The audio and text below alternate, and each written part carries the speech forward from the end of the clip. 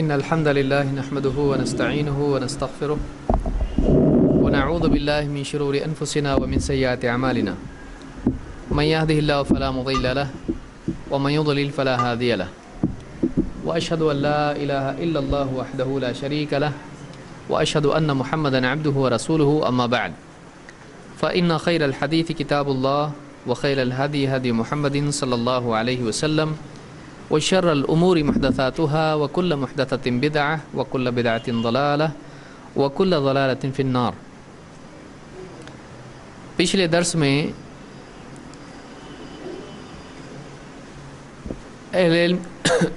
اہل علم کے درمیان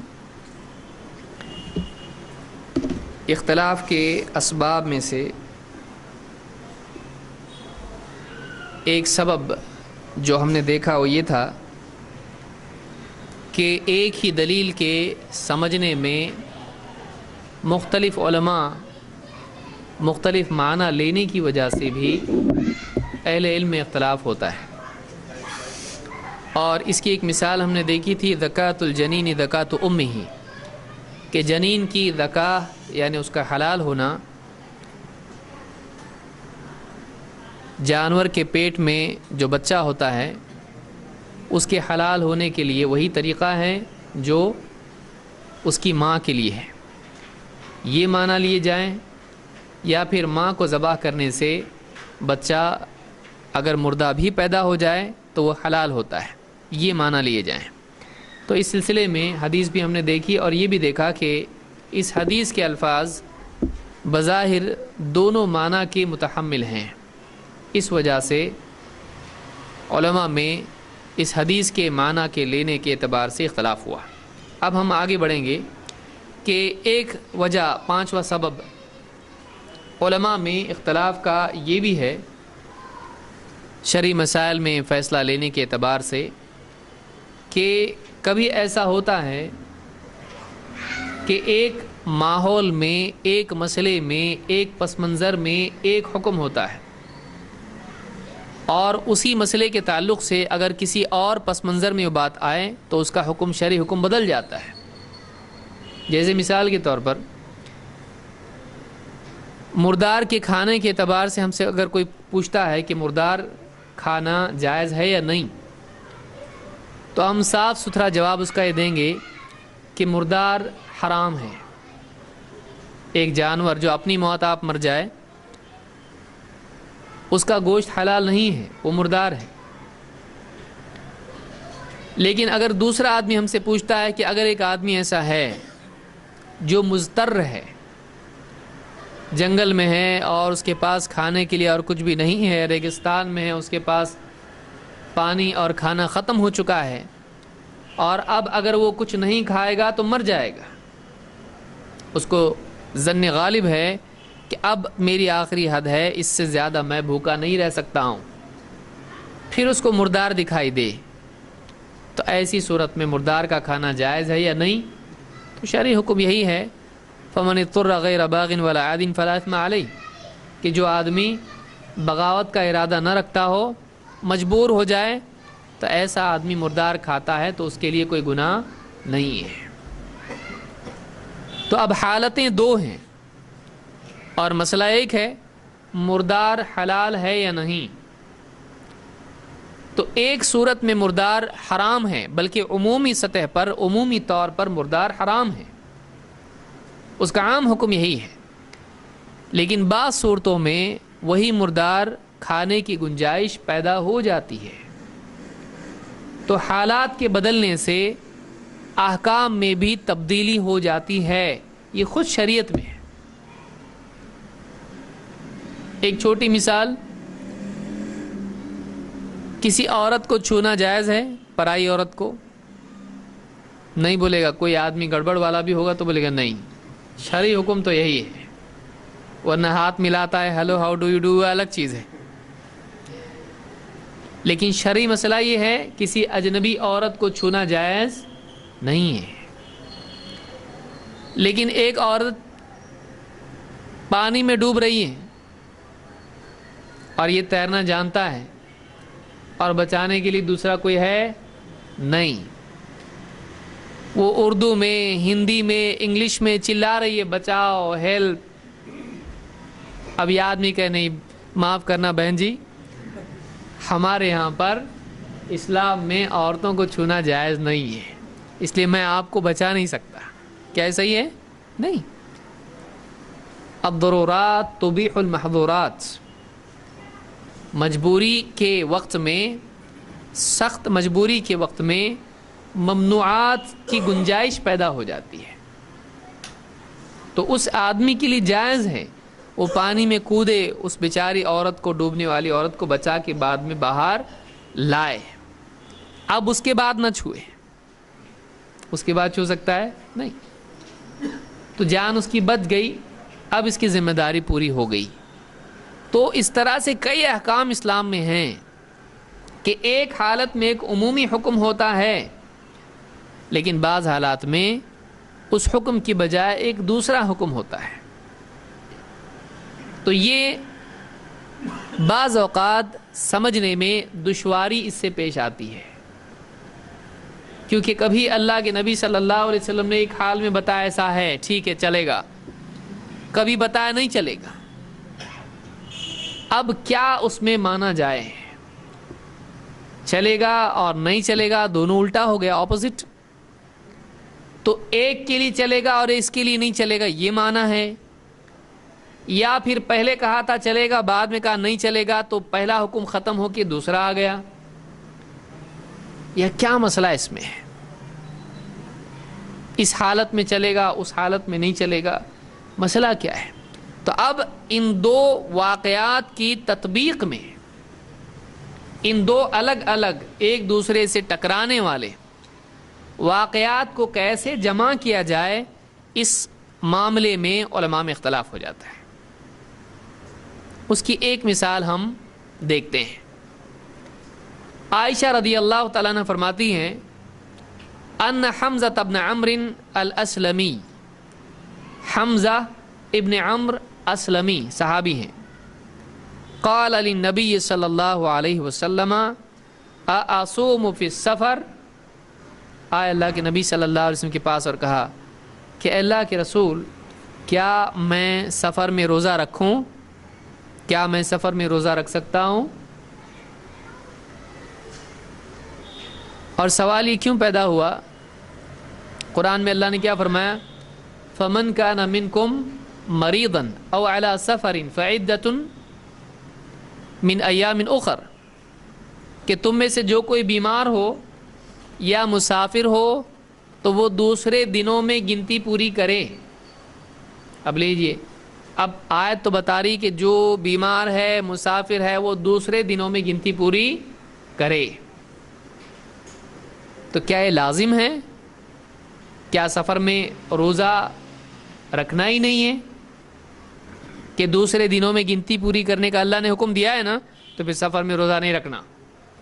تو صحابی آئے، جب قرآن کی آیت ہے تو واقعی اس کا معنی کیا ہے؟ کیا سفر میں روزہ رکھنا جائز ہے یا نہیں؟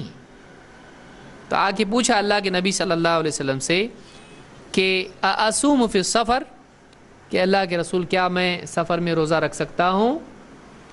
وَكَانَ كَثِيرَ الصِّيَامِ، اور حضرت عائشہ فرماتی ہیں کہ یہ کثرت سے روزہ رکھا کرتے تھے، مطلب ان کی عادت تھی، روزے بہت رکھتے تھے، روزوں کے عادی تھے، روزہ ان کے لیے آسان تھا، روزوں کی عادت تھی ان کو.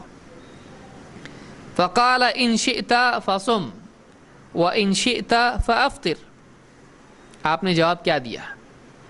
ہاں بھی نہیں، نہ بھی نہیں. جواب آپ نے کیا دیا؟ اگر تم چاہو تو روزہ رکھو، اور اگر تم چاہو تو افطار کرو، یعنی روزہ مت رکھو. فَأَفْطِرْ کا مطلب یہ نہیں کہ افطار کرو یعنی روزہ رکھ کے افطار کرو، یہ مطلب ہوگا کہ اگر تم چاہو تو روزہ رکھو اور اگر تم چاہو تو افطار کرو. تو کوئی بھی آدمی بولے گا روزہ رکھ کے ہی تو افطار ہوتا ہے، تو دو میں آپشن کیا ہے؟ یعنی پہلی مرتبہ روزہ رکھ کے افطار مت کرو ہے. افطرا کا مطلب عربی زبان میں ہوتا ہے روزہ توڑنا، یعنی روزہ نہیں رکھنا، یہ بھی ہوتا ہے. اور افطرا کا مطلب ہوتا ہے روزہ تھا اب ختم کیا. یعنی 3 معنی بول سکتے ہیں آپ اس کے. نمبر 1 روزہ چھوڑنا، 2 روزہ توڑنا، بیچ میں سے ہی کھا لیا، اور 3 روزہ ختم کرنا. یہ تینوں معنی میں افطرا عربی زبان میں استعمال ہوتا ہے. فطرہ کا مطلب ہوتا ہے پھاڑنا، توڑنا، کٹ کرنا، دراڑ پیدا کرنا، سارے معنی آتے ہیں. اذا سماء فطرت. تو کہا کہ اگر تم چاہو تو روزہ رکھو اور چاہو تو مت رکھو، چھوڑ دو. اس کو روایت کیا امام البخاری اور امام مسلم دونوں نے. تو اب صحابی ہیں، سفر کے بارے میں پوچھ رہے ہیں روزہ رکھو یا نہیں؟ کہا رکھنا رکھو، نہیں رکھنا مت رکھو، تمہارے اوپر ہے. یعنی رکھنا بھی جائز ہے اور چھوڑنا بھی جائز ہے. اب دوسری حدیث ہم دیکھتے ہیں. جابر بن عبداللہ رضی اللہ تعالیٰ فرماتے ہیں کان رسول اللہ صلی اللہ علیہ وسلم فی سفر. اللہ کے رسول صلی اللہ علیہ وسلم سفر میں تھے. فرآ زحاما. تو آپ نے دیکھا کہ ایک جگہ بھیڑ لگی ہے. ورجلا قد ظلل علیہ. اور ایک آدمی بھی دیکھا کہ کچھ لوگ اس کے اوپر سایہ کیے ہوئے ہیں. بھیڑ لگی ہے اور لوگ چادر پکڑ کے اس کے اوپر سایہ کیے ہوئے ہیں. فقال ما هذا. آپ نے پوچھا کیا ہے، کیا ہے، کیا چل رہا ہے یہاں پہ؟ قالوا صائم. لوگوں نے کیا کہا؟ روزے دار ہے یہ روزے دار ہے. کیوں؟ اس کے اوپر سایہ کیے ہوئے، روزہ اور ایک دم پڑا ہوا ہے. آپ نے جواب میں کہا، آپ نے جب دیکھا تو کہا لیس من البر الصوم فی السفر. سفر میں روزہ رکھنا کوئی نیکی نہیں ہے. سفر میں روزہ رکھنا کوئی نیکی نہیں ہے. اس کو بھی کس نے روایت کیا ہے؟ بخاری نے اور مسلم نے. اب بہت سارے لوگ کہیں گے اسی لیے تو ہم بولتے ہیں تقلید کرو، کہ حدیث ایک حدیث ایسی ایک حدیث ایسی. آپ کیا کریں گے، رکھیں گے کہ نہیں؟ حدیث ایک دوسرے سے ٹکرا رہی ہیں ایسا لوگ کہیں گے، لیکن ایسا نہیں ہے. ایک آدمی اگر صحیح طریقے سے حدیثوں میں غور کرے اور علماء سے استفادہ کرے، یہ نہیں کہ ایک ہی کا دامن پکڑ لے. اتنے سارے علماء ہیں، سب ہمارے ہیں. ان سے استفادہ اگر آدمی کرے تو ان کی باتیں سننے کے بعد جو شبہات پیدا ہو سکتے ہیں وہ ختم ہوتے ہیں. ہم علماء سے استفادہ کے منکر ہیں. ہم ایسا بولتے ایک بھی عالم کی بات کبھی سننا نہیں، ہاں بھٹک جائیں گے. ایسا ہے ہمارا؟ نہیں ہے. یہ نہیں ہماری دعوت ہے کہ ہم علماء سے رشتہ توڑ کے اپنی خواہشات کی پیروی کرنے لگ جائیں، اپنی ذاتی رائے کو حکم بنانے لگیں. ہماری دعوت نہیں ہے. ہاں ہماری یہ دعوت یہ بھی نہیں ہے کہ ہم کسی ایک عالم کو خاص کر لیں اور اس کے علاوہ کسی اور کی طرف نہ صرف یہ کہ اس کی بات سننے کے لیے تیار نہیں، اس کی طرف دیکھنے کے لیے بھی تیار نہیں. وہ ہمارے نہیں ہیں. ایسا ہے نہیں، سب ہمارے ہیں. اب ان 2 حدیثوں کا معاملہ کیا ہے، کرنا کیا اب؟ تو اب اس مسئلے میں علماء میں اختلاف ہوا. کیا اختلاف ہوا؟ کچھ علماء نے کہا کہ سفر میں روزہ نہیں رکھنا چاہیے، اچھا نہیں ہے، بہتر نہیں ہے رکھے. کیوں؟ اللہ کے نبی صلی اللہ علیہ وسلم نے کیا فرمایا؟ سفر میں روزہ رکھنا نیکی نہیں ہے. ابھی نیکی ہی نہیں ہے تو اچھی بات نہیں ہے. سفر میں نہیں رکھنا اچھا ہے. اور خود اللہ نے بھی کیا کہا؟ فَمَنْ كَانَ مِنْكُمْ مَرِيضًا أَوْ عَلَى سَفَرٍ فَعِدَّةٌ مِنْ أَيَّامٍ أُخَرَ. تم میں سے جو کوئی آدمی بیمار ہو یا مسافر ہو، دوسرے دنوں میں گنتی پوری. اللہ نے بولا نا دوسرے دن میں، کائے کو رکھ رہے روزہ؟ لیکن اب وہ صحابی آئے، آپ صلی اللہ علیہ وسلم سے پوچھا روزہ رکھوں کہ نہیں؟ تو آپ نے کیا کہا؟ اگر تم چاہو تو رکھو، اگر تم چاہو تو مت رکھو. تو انہوں نے صوم کے بارے میں پوچھا اور آپ نے صوم کے بارے میں جواب دیا. کیا صوم عبادت ہے؟ روزہ عبادت ہے کہ نہیں؟ روزے پہ ثواب ملتا کہ نہیں؟ تو انہوں نے پوچھا روزہ رکھو کیا نہیں؟ اگر اس میں کوئی نیکی نہیں ہوتی تو آپ کیوں کہتے رکھو؟ اگر چاہو تو رکھو. اگر کوئی نیکی نہیں ہوتی اور وہ جائز نہیں ہوتا اس سے بڑھ کے یہ، تو آپ کیا کہتے؟ سفر میں روزہ رکھنا منع ہے، مت رکھو. لیکن آپ نے کیا کہا؟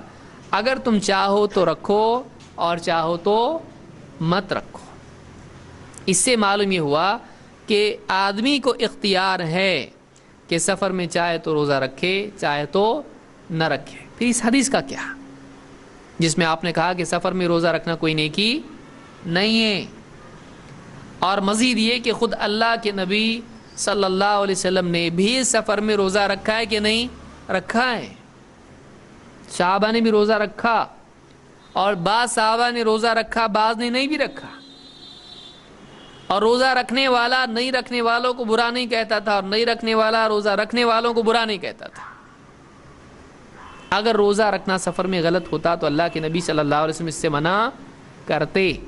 لیکن اب سوال یہ نہیں ہے کہ روزہ رکھنا منع ہے یا نہیں، سوال یہ ہے کہ افضل کیا ہے، اور کیا سفر میں روزہ رکھنا پسندیدہ چیز ہے؟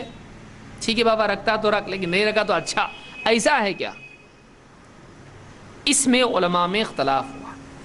تو کچھ نے کہا بہتر نہیں ہے، کچھ نے کہا بہتر ہے رکھ سکتے ہیں، کچھ نے کہا ٹھیک ہے رکھنا چاہے رکھے، نہیں رکھنا چاہے نہیں رکھے. تو اس اعتبار سے مختلف واقعات کی وجہ سے بھی دینی معاملات میں فیصلہ کرنے میں علماء کی ترجیحات بدلنے کی وجہ سے، معنی لینے کی وجہ سے، حدیثوں میں تطبیق کی وجہ سے فرق ہو جاتا ہے. صحیح کیا ہے؟ صحیح یہ ہے کہ اگر ایک آدمی کثیر الصیام ہو، بہت روزے رکھتا ہو، روزے رکھنے کی اس کو عادت ہو، روزہ اس پر بھاری نہ ہو،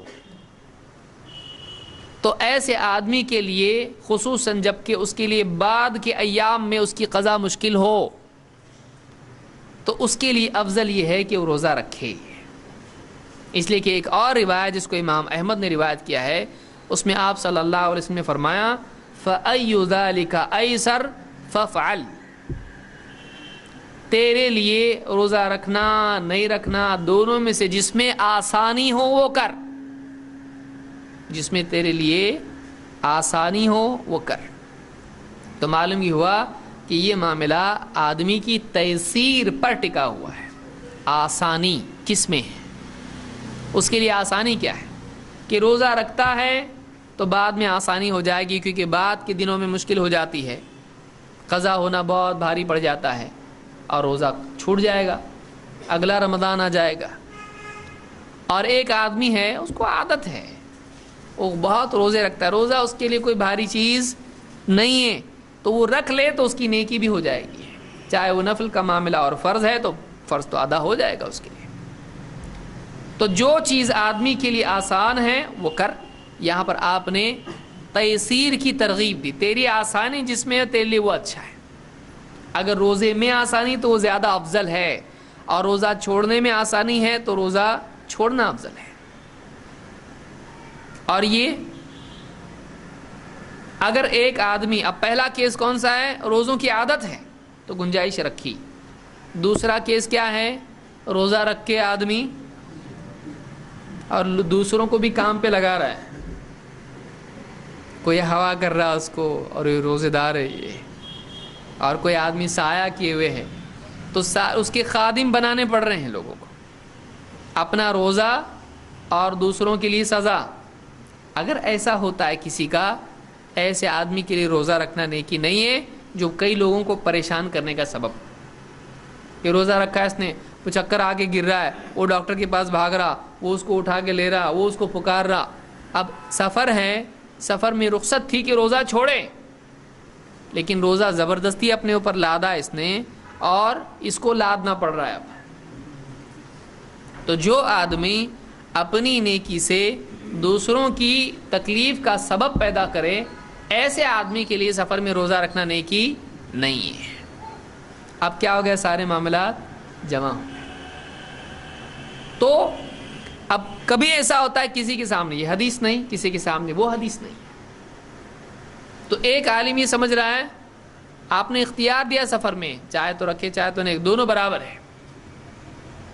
اور کوئی آدمی کہہ رہا ہے کہ افضل یہ ہے، کوئی آدمی کہہ رہا ہے کہ سفر میں روزہ رکھنا اچھا نہیں ہے. تو اس سے بھی علماء میں بہت سارے مسائل میں، افضلیت کے مسائل میں فرق ہوا. علماء میں اختلاف کی ایک صورت یہ بھی ہے کہ علماء کہتے ہیں افضل کیا ہے؟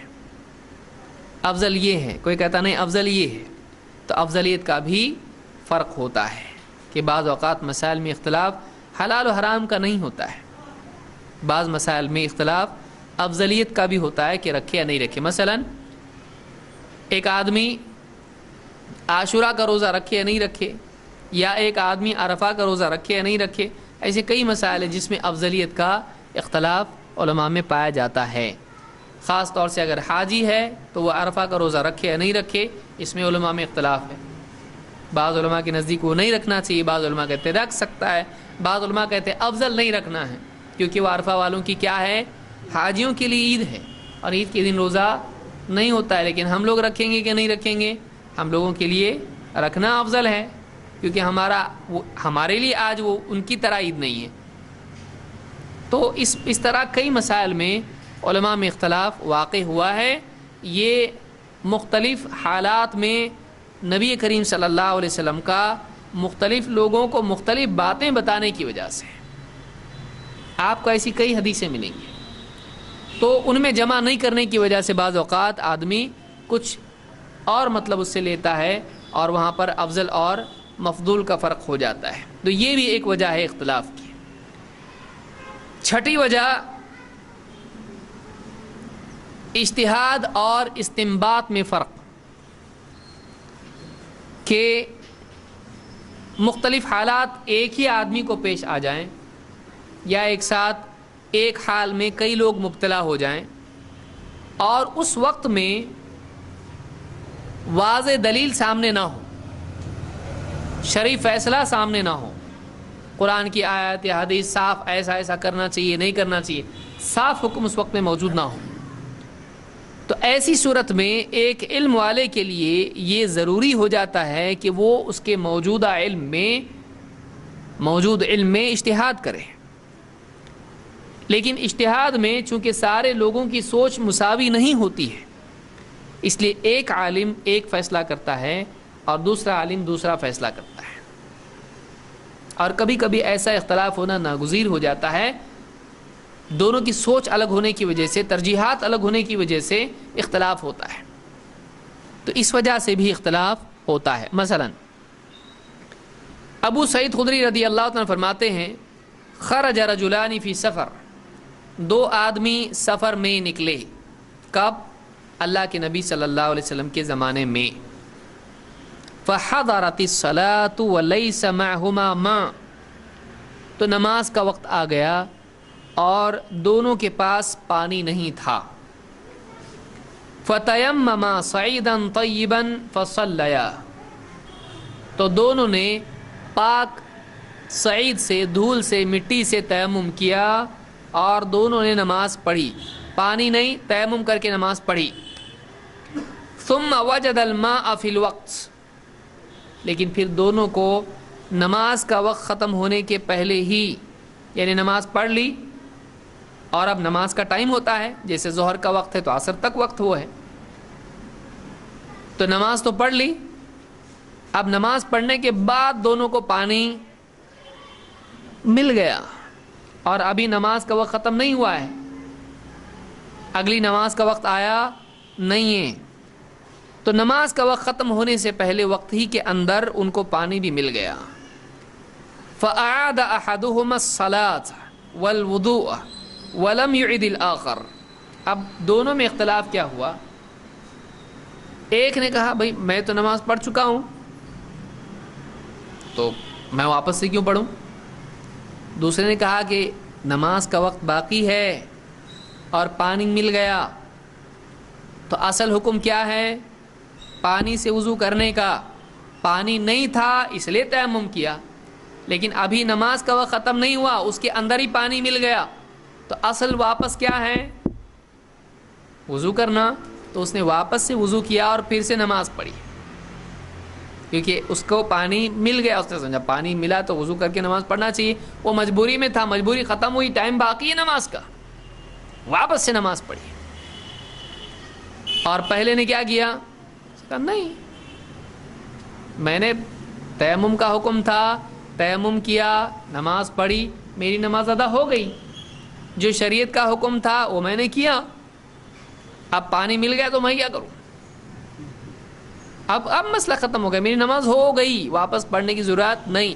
اس نے کہا نہیں واپس پڑھنا چاہیے کیونکہ پانی واپس مل گیا, ٹیمپرری ختم, پرماننٹ شروع. اب دیکھیے اب کیا کہیں گے آپ. اب دونوں نے ثم اتیا رسول اللہ صلی اللہ علیہ وسلم فذکر ذلک لہ, دونوں کے دونوں سفر سے جب لوٹے تو اللہ کے نبی صلی اللہ علیہ وسلم کی خدمت میں حاضر ہوئے اور یہ پورا واقعہ جو کچھ بھی ہوا اس کو بیان کیا. فقال للذی لم یعد, اب دو کیس ہیں, ایک نے واپس سے نہیں پڑھی, دوسرے نے واپس سے پڑھی. جس نے واپس سے نہیں پڑھی تھی آپ نے فرمایا اصبت السنہ, تو نے جو کیا وہ سنت ہی کا طریقہ ہے, تیرا طریقہ سنت کے مطابق ہے. دوسرا کیا پھر بدعتی نہیں. دوسرے سے کیا کہا, دوسرے سے کہا اور کہا کہ وَأَجْزَأَتْكَ صَلَاتُكَ, تیری نماز ہو گئی, ایک بار پڑھ لیا نا, واپس دہرایا نہیں پانی ملنے پر, تو جو تیمم سے پڑھا تھا وہ نماز ہوئی کہ نہیں ہوئی. وَأَجْزَأَتْ صَلَاتُكَ, وَأَجْزَأَتْكَ صَلَاتُكَ, تیری نماز ہو گئی. اور وَقَالَ لِلَّذِي تَوَضَّأَ وَأَعَادَ لَكَ الْأَجْرُ مَرَّتَيْنِ, اور جس آدمی نے وضو کر کے واپس سے نماز دہرائی تھی اس سے آپ نے کہا تمہارے لیے 2 مرتبہ اجر ہے. پہلی بار جو شریعت کا حکم ادا کیا اس پہ بھی اجر ہے, دوسری بار جو نماز پڑھی وضو کر کے اس پر بھی اجر ہے, تو 2 اجر تم کو ملیں گے. اور پہلے سے کیا کہا, تم نے وہ کیا جو سنت کے مطابق ہے. اس کو امام ابو داؤد اور امام النسائی نے روایت کیا اور یہ حدیث صحیح ہے. کیا کریں گے آپ؟ اب دیکھیے ایسا بھی اختلاف ہو سکتا ہے کہ ایک واقعہ پیش آیا اور اس واقعے میں کیا کرنا چاہیے. تو ایک نے اجتہاد یہ کیا کہ تیمم کر کے نماز پڑھی جائے, تو شرعی حکم یہی ہے. اب وہ نماز کافی ہو گئی, اس نے سمجھا کہ اب واپس پڑھنے کی ضرورت نہیں. دوسرے نے کہا نہیں, اب ہم اگر اسی تیمم سے نماز پڑھیں گے تو ہوگی نماز, پانی ملا نا, تو پھر وہ بھی نہیں ہوئی, واپس سے پڑھنا پڑے گا. تو اس نے یہ سمجھا کہ اب واپس سے نماز دہرانی پڑے گی کیونکہ وضو جب ٹوٹ گیا تو نماز بھی وہ نہیں ہوئی جو پچھلے تیمم سے ہوا تھا, واپس دہراؤ. تو اللہ کے نبی صلی اللہ علیہ وسلم کے پاس جب دونوں آئے تو آپ نے کہا تم نے سنت کے مطابق کیا, تم کو ڈبل اجر ہے, تم کو 2 بار اجر ہے. تو آپ نے دونوں کو غلط کہا نہیں. لیکن پھر سوال علماء نے پوچھا کہ واقعی اس میں افضل کیا ہے. تو اصل عمل کس پر کرنا ہے, علیکم بھی. علماء نے کہا سنت یہی ہے کہ تیمم سے جب نماز پڑھی ہے تو وہ کافی ہو جاتی ہے, دہرانے کی ضرورت نہیں ہے. لیکن کسی نے اور پڑھ لیا تو اس کے لیے اجر ختم ہو جائے گا اس کا, ٹھیک ہے نماز پڑھا اس کو اجر ملے گا. لیکن دوسری مرتبہ کون سی, فرض ہے کہ نفل ہے؟ نفل ہے, کیونکہ پہلی مرتبہ میں ادا ہوئی کہ نہیں ہوئی. تو ادا ہوئی پہلی, تو دوسری کیا ہو گئی, فرض. ایک ساتھ 2 فرض پڑھ سکتے ہیں, عشاء کی پڑھ رہا, پھر عشاء کی پڑھ رہا, پھر عشاء کی پڑھ رہا, پڑھ سکتے ہیں. تو اس کی کتنی نمازیں ہو جائیں گی, پھر 6 ہو گئی نا. نمازیں کتنی ہے, اپنی طرف سے کوئی 6 بنا سکتا اس کو, میں 2 فجر پڑھوں گا, 2 ظہر پڑھوں گا, 2 عصر, میں 10 پڑھوں گا, زیادہ ثواب, چلو خوشی کر سکتے ہیں, ایسا نہیں. تو پہلی نماز جو ہوئی وہ فرض ہے کیونکہ پہلے سے آپ نے کہا تیری ادا ہو گئی, تو معلوم یہ ہوا کہ ادا ہو جاتی ہے. اب بچی دوسری بار جو پڑھا وہ فرض ہے, اب وہ پڑھے گا وہ کیا ہو جائے گی, نفل ہو جائے گی, کیونکہ فرض ادا ہو چکی ہے. اب وہ فرض باقی ہے نہیں, اب وہ نفل ہو گئی. اپنی طرف سے فرض بڑھا سکتے نہیں بڑھا سکتے. جیسے کوئی آدمی کہے کہ میں روزہ رکھوں گا رات تک, زیادہ بڑا روزہ رکھ رہا, میں کر سکتا ہے ایسا؟ جیسی سورج ڈوب گیا اس کا روزہ ختم. وہ ایکسٹینڈ کر سکتا ہے اپنے روزے کو, وہ بھوک کو لمبا کر سکتا ہے, روزے کو زیادہ کر سکتا ہے, وہ نہیں کر سکتا. کیونکہ آپ صلی اللہ علیہ وسلم کی حدیث کیا ہے, جب یہاں سے رات آ جائے اور یہاں سے دن چلا گیا تو روزے دار کا روزہ ختم ہو گیا. مطلب روزہ اس کے ہاتھ میں نہیں ہے کہ میں چھوڑوں گا نہیں چھوڑوں گا, کہ 2-3 دن تک رکھ رہا ہو روزہ. روزہ ایکسٹینڈ کر سکتے ہیں؟ نہیں. جیسے ہی سورج ڈوب گیا اس کا روزہ فقد افطر الصائم، روزے دار کا روزہ ختم ہو گیا، افطار ہو گئی. اب تو وہ کھا رہا ہے ورنہ روزہ تو ختم ہو گیا اس کا. آپ بتائیے روزہ ختم ہوا تو کھاتے یا روزے میں کھاتے؟ ذرا سوچو آپ اس کو. روزہ ختم ہوا تو کھاتے نا، روزے میں کھا سکتے؟ تو روزہ تو ختم ہو گیا نا. اب تیری مرضی کبھی بھی کھا تو، روزہ تیرا اپنے آپ ختم ہو گیا. یہ نہیں ہوتا اللہ میں اپنا روزہ ختم کر رہا ہوں، روزہ ختم. جیسے ایک آدمی کی ہوا نکل جائے تو اب بولے وضو توڑنے کی نیت کرتا ہو، ہوا نکل گئی اس کی، بولے میں وضو توڑ رہا ہوں، وضو ٹوٹ گیا اس کا وضو اس کی مرضی کی تابع نہیں. ہوا نکل گئی وضو ٹوٹ گیا، سورج ڈوب گیا، روزہ ختم. تو ایک آدمی فرائض میں اپنی طرف سے اضافہ تھوڑی کر سکتا ہے. جو حد اللہ نے مقرر کی ہے 5 نمازیں تو 5 ہی ہیں، 6 نہیں بنا سکتا آدمی اس کو کہ ہر نماز کو 2 مرتبہ پڑھے. یہ جائز بھی نہیں ہے کہ ایک آدمی روزانہ ایسا کرنا شروع کرے. اس لیے کہ ایک دن میں یعنی ایک آدمی کو ایک نماز کو 2 مرتبہ نہیں پڑھنا ہے. یہ اللہ کے نبی صلی اللہ علیہ وسلم کا طریقہ نہیں ہے. لیکن چونکہ ان صحابی کو وہاں پر اجتہاد پیش آیا اور ان کو سمجھ میں نہیں آیا کیا کروں، انہوں نے پھر سے دہرایا اس نماز کو، تو آپ نے کیا کہا؟ تمہارے لیے 2 اجر ہیں، کیونکہ تم نے اجتہاد کیا اور تم نے ایک ساتھ 2 مرتبہ نماز پڑھی تو تم کو 2 اجر ہیں. لیکن سنت کیا ہے، نبوی طریقہ کیا ہے؟ ایک بار پڑھ لینا، وہی نماز کافی ہے جو تیمم والی ہے. تو اس طرح سے بھی جس کو آپ اجتہاد اور استنباط، ایک حال ایک مسئلہ اس میں سوچنے کا طریقہ الگ الگ ہونے کی وجہ سے بھی علماء میں اختلاف ہوتا ہے. لیکن یہ کب وہ واقعہ پیش آیا، وہ حالت پیش آئی، اب اجتہاد کرنا ہی پڑے گا، اب دوسرا آپشن نہیں ہے. تو اب اجتہاد کرنے میں بھی فرق ہو جاتا ہے، کیونکہ دلیل اس وقت میں سامنے کوئی ایسی ہے نہیں جو فیصلہ دے دے. تو آپ کیا کریں گے؟ جب دلیل نہیں ہو تو اجتہاد کا راستہ کھل جاتا ہے. یعنی کسی مسئلے میں واضح دلیل اگر نہیں ہے تو معلوم علم میں کیا کرنا پڑے گا؟ اجتہاد کرنا پڑے گا. اب ظاہر بات ہے کہ اجتہاد جب کریں گے ایک سے زیادہ لوگ ایک ہی مسئلے میں تو ان کا اجتہاد سیم آئے گا سب کا؟ ہر ایک کا سوچنے کا طریقہ الگ ہے، تو ان کے اجتہاد بھی کیا ہوں گے؟ الگ ہوں گے، جیسے یہاں ہوا. تو اس وجہ سے بھی علماء کے فتاوی میں اختلاف ہوا ہے. ایسے کئی مسائل ہیں جن میں اجتہاد کے فرق کی وجہ سے اختلاف ہوا ہے. اسی طرح سے اجتہاد اور استنباط میں فرق کی ایک اور مثال ہم دیکھ سکتے ہیں کہ ایک ہی حکم کے لیے اجتہاد کرنے میں کیا معاملہ ہوتا ہے. ابن عمر رضی اللہ تعالیٰ فرماتے ہیں قال النبی صلی اللہ علیہ وسلم لنا لما رجع من الاحزاب، جب اللہ کے نبی صلی اللہ علیہ وسلم احزاب کی جنگ سے لوٹے تو آپ نے ہم سے کہا لا یصلین احد العصر الا فی بنی قریظہ، تم میں سے کوئی آدمی بنی قریظہ سے پہلے یا بنی قریظہ کے علاوہ کہیں اور نماز نہ پڑھے. تم میں سے اگر آدمی نماز پڑھے، کون سی؟ عصر کی نماز، تم نے عصر کی نماز بنی قریظہ ہی میں پڑھنا ہے. سمپل، ٹھیک ہے. اب صحابی کہتے ہیں فَأَدْرَكَ بَعْضَهُمْ الْعَصْرُ فِي الطَّرِيقِ. اب یہ جو حکم آپ صلی اللہ علیہ وسلم نے دیا تو اب کچھ لوگ پہنچنے میں ایسا رفتار کم تھی، سواری کمزور تھی، دیر ہو گئی، جو بھی ہوا، اب کچھ لوگ بنی قریظہ میں پہنچے نہیں، راستے ہی میں عصر کا وقت ہو گیا. فقال بعضهم لا نصلي حتى نأتيها، کچھ لوگوں نے کہا نہیں، اللہ کے نبی صلی اللہ علیہ وسلم نے کہا ہے عصر کی نماز بنی قریظہ میں پڑھنا اور کہیں نہیں.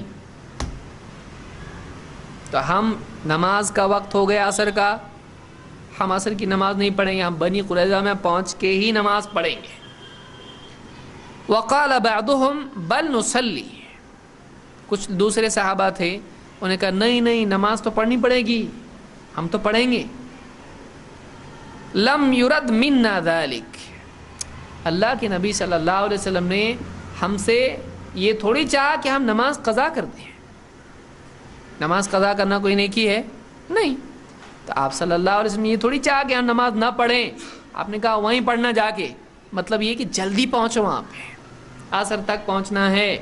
اب نہیں پہنچ پائے بھائی مجبوری سے، تو کیا عصر چھوڑ دینا؟ نہیں، ہم عصر پڑھیں گے، راستے میں پڑھیں گے، اگرچہ بنی قریظہ میں ہم نہیں پہنچے لیکن ہم عصر پڑھ لیں گے کیونکہ وقت ہو گیا۔ کیونکہ مقصود اللہ کے نبی کا یہ نہیں تھا کہ ہم نماز نہ پڑھیں، مقصود یہ تھا کہ پہنچیں، نہیں پہنچ پائے تو پڑھیں گے۔ وقال بعضهم بل نصلی، بعض نے کہا ہم پڑھیں گے نماز۔ اللہ کے نبی صلی اللہ علیہ وسلم کا مقصد ہم کو نماز سے روکنا نہیں تھا۔ فذکر للنبی صلی اللہ علیہ وسلم فلم یعنف واحدا منہم، اب جب معاملہ سب بعد، اب جیسا جس نے کیا ویسا کیا، بعد میں یہ بات اللہ کے نبی صلی اللہ علیہ وسلم کی خدمت میں پیش کی گئی تو آپ نے کسی کو بھی نہیں ڈانٹا۔ آپ نے کہا تم نے کیوں پڑھی؟ نہیں۔ تم نے کیوں نہیں پڑھی؟ نہیں۔ نہ ان کو ڈانٹا نہ ان کو ڈانٹا۔ ایک اور روایت میں، یہ بخاری مسلم کی روایت ہے، ایک اور روایت جس کو امام البیہقی نے اور امام حاکم نے اپنی المستدرک میں روایت کیا ہے، اس میں اور تفصیل اس کی ملتی ہے۔ کیا الفاظ ہیں؟ فقال طائفة من المسلمین، مسلمانوں میں سے کچھ لوگوں نے کہا ان النبی صلی اللہ علیہ وسلم لم یرد ان تدعوا الصلاۃ فصلوا، کچھ لوگوں نے کہا دیکھو اللہ کے نبی صلی اللہ علیہ وسلم نے یہ تھوڑی چاہا تھا، آپ کا ارادہ یہ نہیں تھا کہ تم نماز چھوڑ دو، پڑھو۔ کچھ لوگوں نے کہا وقال طائفة انا لفی عزیمۃ النبی صلی اللہ علیہ وسلم وما علینا من اثم، دوسروں نے کیا کہا دیکھو ہم نبی صلی اللہ علیہ وسلم کے کام پہ جا رہے ہیں، ہم پہ کوئی گناہ نہیں، کیونکہ آپ نے کیا کہا ہے وہاں پہنچ کے پڑھنا، تو ہم نہیں بھی پڑھیں تو کوئی گناہ ہونے والا نہیں، کیونکہ حکم کس کا ہے؟ کیا کریں گے آپ بتائیے؟ یہ کہہ رہے ہیں ارے ٹائم ہوا نا پڑھنے کا، نماز کا ٹائم طے ہے، پڑھو۔ یہ مقصد نہیں اللہ کے نبی صلی اللہ علیہ وسلم کا، نماز مت پڑھو ایسا تھوڑی چاہا آپ صلی اللہ علیہ وسلم نے، نماز چھوڑو بولے کہ نبی نے نہیں، نماز چھوڑنے کی چیز تھوڑی ہے، آپ کا مقصد یہ تھا کہ جلدی پہنچو وہاں پہ، وہاں پہنچ کے پڑھو، یعنی اس ٹائم تک وہاں پہنچو۔ تو اس نے کہا نہیں، بولے کیا ہے پڑھنے کا تو بنی قریظہ میں پڑھنے کا، تو کچھ تو اسپیشل کیس ہے یہ، ہم نبی کے کام پہ نکلے ہوئے ہیں اور نماز اگر گئی بھی ہماری، حکم کس کا ہے؟ نماز پڑھو بھی کس نے بتایا؟ نبی نے، اور وہاں پہنچ کے پڑھو بھی کس نے بتایا؟ نبی نے۔ تو اگر وہاں پہنچنے میں دیری ہو رہی اور نماز چھوٹ رہی تو حکم کس کا پورا کر رہے ہیں ہم؟ اپنے دل سے چھوڑ رہے نماز؟ نہیں، یہ نبی کے حکم کی وجہ سے چھوڑ رہے ہیں ہم، گناہ نہیں ہمارے اوپر۔ اب کس کو آپ الزام دیں گے؟ ان کو کہیں گے نافرمان جنہوں نے پڑھ لی؟ نہیں، وہ تو ایک عمومی حکم پر عمل کر رہے ہیں کہ نماز ان الصلاۃ کانت علی المؤمنین کتابا موقوتا، نماز ایمان والوں پر اس کے متعین اوقات میں فرض ہے، تو بول رہے فرض نماز ٹائم کے حساب سے، یہ سمجھنے میں تم کو تھوڑا سا پھیر ہو رہا ہے، اور یہ بولے نہیں نماز اپنے ٹائم پہ وہ سب صحیح ہے، لیکن اس معاملے میں الگ معاملہ ہے، یہ اسپیشل کیس ہے، اس میں آپ نے کہا وہاں پہنچ کے پڑھنا، تو وہاں پہنچ کے ہی ہم پڑھیں گے، جیسا بولے ویسا کریں گے، دونوں بھی صحیح ہے، کسی کو غلط بول سکتے آپ نہیں، تو ترجیح آپ دے سکتے ہیں کو دوسرے پر، لیکن غلط دونوں میں ہے۔ دیکھیے اسی لیے آپ صلی اللہ علیہ وسلم کے پاس اب اور کیا کہا ان لوگوں نے؟ وما علینا من اثم فصلت طائفۃ ایمانا واحتسابا وترکت طائفۃ ایمانا واحتسابا، تو ایک گروہ نے صحابہ میں سے اسی سفر میں ایک گروہ نے ایمان کی بنیاد پر اور ثواب کی نیت سے نماز پڑھی، اور دوسرے گروہ نے ایمان کی بنیاد پر ثواب کی امید میں نماز چھوڑی. ہم نبی کا کام کر رہے بھائی، تو ہم نبی کی وجہ سے کر رہے ہیں، نبی کا حکم ہے، اس لیے ہم کو ثواب ملے گا نبی کی بات ماننے کا. چھوڑو نماز، چلو وہاں پہنچ کے پڑھیں گے، دیر ہوئی تو بھی صحیح. دونوں نے اپنے اپنے حساب سے کام کیا. صحابی کہتے ہیں وَلَمْ يَعِبِ النَّبِيُّ صلی اللہ علیہ وسلم أَحَدًا مِّنَ الْفَرِيقَيْنِ. تو اللہ کے نبی صلی اللہ علیہ وسلم نے دونوں بھی فریقین، دونوں فریقوں میں سے کسی کو بھی عیب نہیں لگایا. تم نے برا کیا، تم نے برا کیا، کسی کو عیب لگایا نہیں. دونوں میں سے کسی کو بھی برا نہیں کہا، دونوں میں سے کسی کو بھی ڈانٹا نہیں. اس کو امام البیہقی نے الدلائل میں ذکر کیا ہے، دلائل النبوہ، اور امام حاکم نے المستدرک میں اس کو روایت کیا ہے، اور ابن حجر نے فتح الباری میں اس کو صحیح کہا ہے، اور اسی طرح سے صحیح فقہ السیرہ میں شیخ الالبانی نے بھی اس کو صحیح کہا ہے. تو اس سے اب کیا کریں گے؟ اللہ کے نبی دونوں اپنی جگہ صحیح تھے. ہاں یہاں پر راجح اور مرجوح کسی کو کہا جا سکتا ہے، لیکن غلط کوئی بھی اس میں نہیں ہے، کیونکہ اگر اس میں گناہ ہوتا تو نبی صلی اللہ علیہ وسلم بتا دیتے. ڈانٹنے جیسی کوئی چیز ہوتی تو آپ بتا دیتے. آپ نے کسی کو بھی برا نہیں کہا، لیکن علماء نے کہا کہ آپ نے برا کسی کو نہیں بولے، لیکن بہتر کیا تھا؟ تو الگ الگ لوگوں نے الگ الگ باتیں اس میں کہی ہیں. بہرحال تو یہاں پر کچھ نے اجتہاد کیا. دیکھیے دو طبقے علماء نے یہاں ذکر کیے. یہاں ایک طبقہ وہ تھا جس نے دوسرے دلائل سے ملا کر اس دلیل کو سمجھنے کی کوشش کی، اور اس نے ترجیح اور یہ وہ سب کر کے پھر کہا کہ یہ پڑھنا چاہیے. لیکن دوسرا طبقہ تھا، اس نے کہا نہیں، جیسا بولے ویسا کرنا، حدیث میں ایسا ہے نا، ایسے ہی کرنا چاہیے. تو علماء نے کہا دیکھیے دو قسم کے طبقات ہیں. ایک وہ طبقہ ہے جس نے اجتہاد کیا اور تفقہ سے کام لیا، اور دوسرا طبقہ ہے جس نے بعینہ ہی حدیث کے الفاظ کی تعمیل کی. اور اللہ کے نبی صلی اللہ علیہ وسلم نے دونوں میں سے کسی کو بھی برا نہیں کہا. لہٰذا اگر کوئی حدیث کے الفاظ پر عمل کرتا ہے تو ان کو بھی برا نہیں کہنا چاہیے، اور اگر کوئی دوسرے نصوص میں جمع کر کے اجتہاد کر کے فیصلہ کرتا ہے تو اس کو بھی برا نہیں کرنا چاہیے، الا یہ کہ کسی ظاہر دلیل سے وہ ٹکراتا ہو.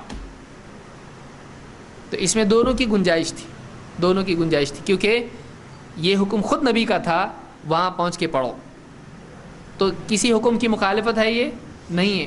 اس کو اسپیشل کیس سمجھ کے انہوں نے نماز نہیں پڑھی، اس کو خاص حکم سمجھ کے انہوں نے نماز نہیں پڑھی. اس لیے کہ ایک آدمی نماز پڑھ رہا ہو اور اگر اللہ کے نبی صلی اللہ علیہ وسلم اس کو بلائیں، آواز دیں، نماز توڑنا جائز ہے کیا؟